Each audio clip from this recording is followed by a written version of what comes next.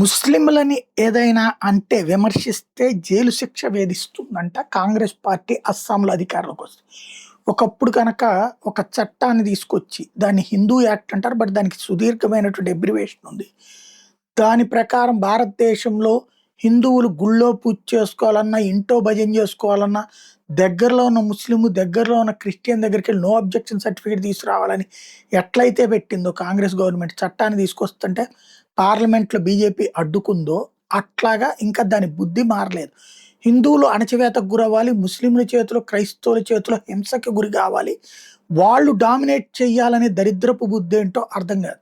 ఇప్పుడు అస్సాంలో గొగోయ్ ఎవరైతే సీఎం క్యాండిడేట్గా ఉన్నాడో తన స్టేట్మెంట్ ఏంటి అంటే మత దూషణ అంటే మత విమర్శ, దూషణ వేరు విమర్శ వేరు. విమర్శిస్తే కూడా 5 ఏళ్ళు జైలు శిక్ష అట. అయితే దీని మీద విమర్శలు రావడంతో ఉట్టి ముస్లింలు విమర్శిస్తే కాదు, అంటే ఇస్లాంను విమర్శిస్తే 5 ఏళ్ళు జైలు శిక్ష అన్నాడు.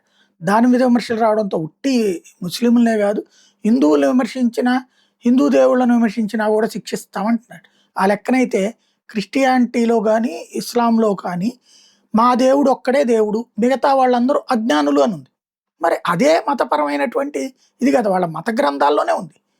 ముస్లింలకి సంబంధించి అల్లాని నమ్మని వాళ్ళందరూ కాఫీర్లు, అజ్ఞానులు, వాళ్ళ గ్రంథంలోనే ఉంది.